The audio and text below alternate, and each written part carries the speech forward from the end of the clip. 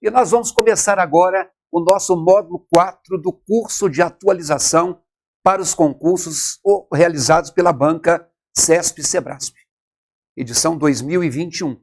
Então, fizemos 3 módulos anteriores, em cada um deles colocamos um texto. Este também vai seguir a mesma linha. O texto do módulo 1, o texto do módulo 2, o texto do módulo 3 e este do módulo 4 correspondem a textos e questões de uma prova aplicada pela banca do concurso TCE do Rio de Janeiro. Aliás, este módulo 4 encerra esta primeira prova. Então, o nosso objetivo é pegar as questões da maneira como elas foram cobradas e, a partir delas, fazer uma revisão. Estou dividindo por módulos, que é para você não ter que esperar a gravação do curso inteiro, tá bom? Então, a partir de agora, quem não fez o download do PDF, faça, baixe, imprima, para que você possa fazer anotações e para que você tenha depois um material de consulta. E não deixe, óbvio, de fazer as suas anotações, tá bom? Vamos lá, então. Para quem já baixou, o texto é este. O fenômeno conhecido como judicialização da saúde é multifacetado. Esse é o tópico frasal. Repetindo que o tópico frasal é a primeira frase de um texto, e a primeira frase, o tópico frasal da introdução, ele nos mostra muito sobre a tipologia textual. Já falamos aqui neste curso de atualização sobre o texto dissertativo e sobre o texto narrativo. E aí, olhando essa frase que fala sobre a judicialização da saúde, quer dizer, falar em saúde, falar em elemento judicial, é falar de 2 elementos da conjuntura que nós vivemos. Todo texto que tem um tópico frasal, trazendo um tema da realidade, um tema do cotidiano, um tema conjuntural, é um texto dissertativo. Então temos aí um texto dissertativo. Já falei com vocês que dissertativo pode ser expositivo ou argumentativo. O expositivo tem um tom que explica. O argumentativo tem um tom que opina. Eu estou vendo só uma definição. O fenômeno conhecido como judicialização da saúde é multifacetado. Nesta frase, pelo menos, não se emitiu um juízo de valor. Então o texto começa como se fosse um texto de natureza expositiva. Tá bom? Olha na tela. Lá no final do texto, onde ele foi tirado, o autor Bruno Di Piero, Demandas Crescentes é o nome, e ele foi tirado da revista Pesquisa FAPESP.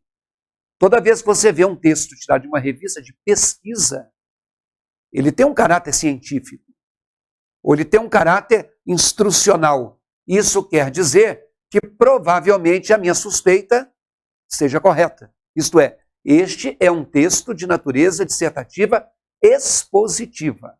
Mas nós vamos tratar disso aí posteriormente. Vamos então ao item 1 na tela. Sem prejuízo da correção gramatical do texto, o termo criou-se poderia ser substituído pela locução foi criado. Então a frase é: por meio do consórcio intermunicipal, criou-se um padrão comum de atuação que evitou sobreposições de pedidos e racionalizou gastos e investimentos. Então, criou-se um padrão comum de atuação. Será que eu posso trocar por foi criado? Pause a sua tela, pense no que você marcaria e em seguida volte comigo. Muito bem, gente, esta é uma questão que avalia um aspecto relativo a verbo, especificamente um aspecto associado às vozes verbais. Então, quando a gente fala que criou-se um padrão comum, o verbo criar é um verbo de ação. E sendo um verbo de ação, a gente logo pensa assim: quem pratica a ação? Em outras palavras, quem é o sujeito da ação? Eu não sei quem pratica a ação. Criou-se um padrão comum de atuação. Criou-se.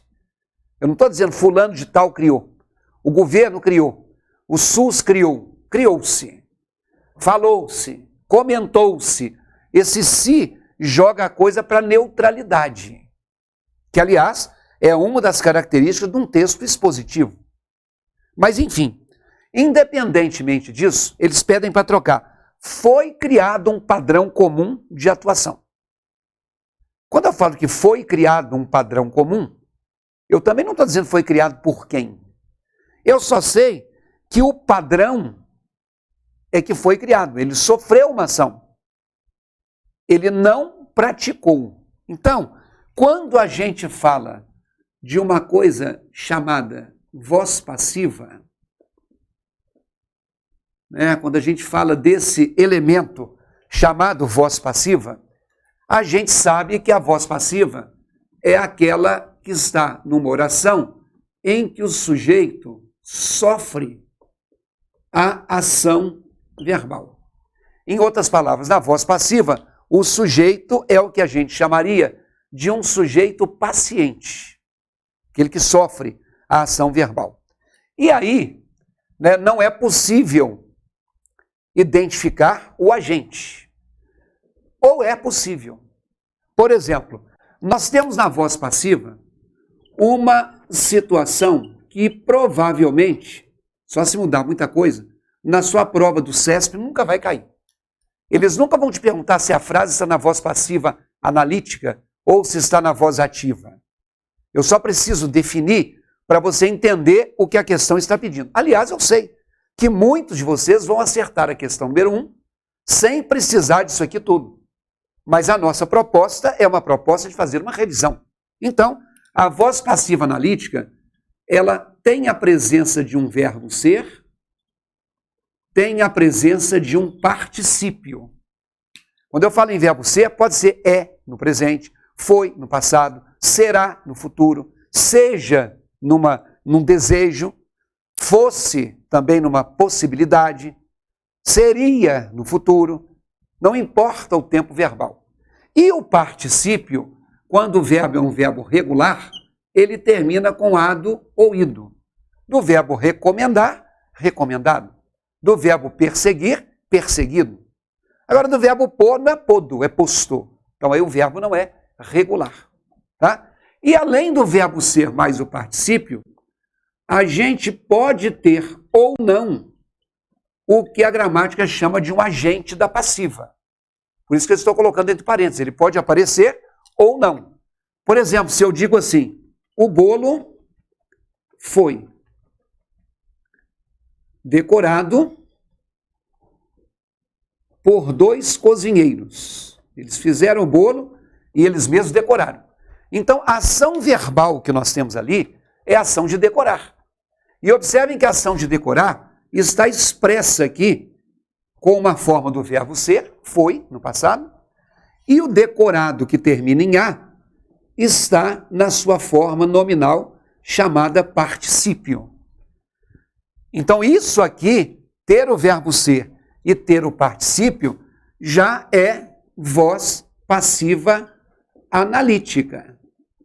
Que, como eu disse a vocês, na voz passiva analítica tem o verbo ser, tem o particípio. Agora, quem realizou a ação de decorar o bolo foram os cozinheiros. Então, aqui, ó, os 2 cozinheiros é que decoraram o bolo. Esses 2 cozinheiros aqui, ó, eles representam o termo agente. O que é o termo agente? É aquele termo que praticou a ação verbal. É aquele termo que agiu. Quem está agindo ali? Os 2 cozinheiros. Ok? Eles é que estão decorando o bolo. Mas isso não é o sujeito é o bolo, que sofreu a ação de ser decorado. Tanto isso aqui é o sujeito, que aqui está no plural, mas o verbo está no singular. O verbo tem que concordar com o sujeito. Agora, se eu disser assim, os alunos serão avaliados amanhã. Então, quando eu coloco que os alunos serão avaliados amanhã, nós temos ali o verbo, a ação verbal de avaliar, expressa nessa combinação do verbo ser, serão, no futuro, e do particípio avaliados. Está no plural, porque o sujeito alunos é plural. Agora, eu não tenho aqui o agente da ação verbal. Eu estou dizendo quando eles serão avaliados, e não por quem. Eu poderia ter. Os alunos serão avaliados amanhã pelos professores. Aí os professores seriam o termo, que é o termo agente. E esse termo agente, colocando aqui um asterisco, ele se chama na gramática agente da passiva. Ok? Então, o agente da passiva é o termo que pratica ação verbal sem que a gente tenha expresso um sujeito praticante. Vamos lá na tela. Quando eu troco e coloco assim, por meio do consórcio intermunicipal, criou-se um padrão comum de atuação. Ou foi criado um padrão comum de atuação. Se eu uso foi criado, eu estou usando a voz passiva analítica. Foi é o verbo ser e criado é o particípio do verbo criar. Agora, é uma voz passiva analítica sem a presença do agente explícito. Bom, aí eu quero também te dizer que existe, só complementando aquele meu esqueminha, dentro da voz passiva, você já colocou a analítica, mas existe também a chamada voz passiva sintética.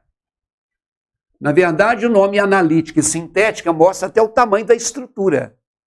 Fazer uma análise é detalhar, fazer uma síntese é reduzir. Então, a estrutura da voz passiva analítica é maior. A estrutura da voz passiva sintética é menor. Então, a voz passiva sintética, ela também é chamada de voz passiva pronominal, porque sempre os verbos da voz passiva, a eles são ligados palavrinhas, pronomes. Aliás, o pronome si. A voz passiva sintética tem uma estrutura menor e ela tem um verbo com o pronome si, que é chamado de pronome apassivador ou partícula apassivadora. Então, o detalhe da voz passiva sintética é que ela tem um verbo transitivo direto, aparentemente é um verbo que precisa de um objeto direto, mas esse si, que é, como eu disse a vocês, o pronome apassivador, ou é a chamada partícula apassivadora. Tá? Então eu tenho essa situação de ter aí os dois tipos de voz passiva. Então, quando eu digo assim, reduziu-se o salário do motorista. Reduziu-se o salário do motorista. Aí vem aquela impressão de que a ação verbal não tem aí alguém que esteja praticando a ação. Não, existe, eu só não sei quem é. Alguém reduziu. Está escrito quem é? Não. Posso dizer que aqui tem o agente da ação verbal? Não. Isso é diferente de dizer que a frase não tem sujeito. Porque existem frases que não têm sujeito e tem o agente da ação verbal, que é o agente da passiva. Existem frases que têm o sujeito sofrendo a ação, mais o agente da passiva praticando. E existe frase como essa que não tem quem está praticando a ação. O verbo reduzir é um verbo transitivo direto. Lembrando o seu tempo de escola, você cresceu fazendo aquela ginástica. Quem reduz, reduz alguma coisa. Reduziu-se o quê? Então, se você faz essa pergunta, o quê? Que é perigosa, mas que te ajuda, a resposta, se é o quê e não de quê e não em quê, ela vai ser não preposicionada. Aqui, ó. Aqui não é do salário. Aqui não é no salário. Aqui não é ao salário. Então, aqui é um termo sem preposição. Logo, o verbo é transitivo direto, mais o si. Todas as vezes que você tiver o verbo transitivo direto mais o si, aquilo que você pensa que é o objeto direto é, na verdade, o sujeito paciente. Por isso que eu falei que é perigoso você fazer essa pergunta. Reduziu-se o quê? Você vai falar que isso aqui é objeto direto. Porque colocar isso na sua cabeça a sua vida inteira. Na verdade, reduziu-se o salário do motorista equivale a dizer que o salário do motorista foi reduzido. E quando eu digo que o salário do motorista foi reduzido, né, isso aqui, sem dúvida nenhuma, é o sujeito do verbo. Tanto é que isso aqui é singular, isso aqui é singular. Está vendo que aqui nós temos um verbo ser e um particípio? Isso é a voz passiva analítica. E isso aqui, verbo transitivo direto mais se, isso é a voz passiva sintética. As duas dizem a mesma coisa. As duas pregam a mesma realidade. Vamos lá na tela? A frase do texto era: criou-se um padrão comum de atuação. Criou-se o quê? Opa! Criar é um verbo transitivo direto mais se. Logo, aquilo que está depois não é o objeto direto, é o sujeito. Então, um padrão comum é o sujeito de criou-se. Então, um padrão comum é o sujeito de foi criado. Então, sem prejuízo da correção gramatical, o termo poderia ser substituído? Sim. Você acertou o item 1, caso você tenha julgado como certo. Então, sempre que eu tiver um verbo transitivo direto mais um se, a frase está na voz passiva sintética. Se eu transformo para a voz passiva analítica, eu vou achar o verbo ser mais um particípio. Por exemplo, quando eu tenho assim, ó, derrubaram-se árvores na floresta. Então, quando eu estou dizendo derrubaram-se árvores na floresta, o verbo é o verbo derrubar, de ação. Ele é um verbo transitivo direto. Derrubaram-se o quê? Então, isso é um verbo transitivo direto, mais se. O que eu te disse e repito? A resposta, derrubaram-se o quê? Árvores. Não é como você imediatamente pensa. Não é um objeto direto, é um sujeito. Tanto é que esse sujeito é plural, então aqui não pode ser derrubou-se. Se o sujeito é plural, o verbo tem que ser plural. E quando você transforma, você vai dizer que árvores foram derrubadas na floresta. O que eu fiz? Passei de uma voz para outra. Árvores foram derrubadas na floresta. Esse árvores continua sendo o sujeito que sofreu a ação. Foram derrubadas tem o verbo ser, mais o ado, que aqui é ada, porque árvore é feminino. Aliás, é adas, porque árvores é plural. É o verbo ser mais o particípio. Ou seja, aqui em cima você tem a voz passiva sintética e aqui embaixo você tem a voz passiva analítica. Vou repetir. Muito improvável que alguém cobre numa prova do CESP, que o CESP cobre o nome. Mas a questão número 1, ela cobrou a transposição de voz ativa para voz passiva. Acertou a primeira? Que bom. Vamos ao item 2, então, na sua tela. No trecho a 200 quilômetros de Florianópolis, que está naquele texto que nós não lemos ainda, né? No trecho a 200 quilômetros de Florianópolis, seria obrigatório o emprego do sinal indicativo de crase no vocábulo a, caso fosse inserida a expressão cerca de, imediatamente antes do numeral 200. Então ficaria assim, a cerca de 200 quilômetros de Florianópolis. Segundo a questão, com o a craseado. O que você acha? Que essa afirmativa é verdadeira ou é falsa? Pause a sua tela, pense com seus conhecimentos prévios e em seguida volte comigo. Vai lá.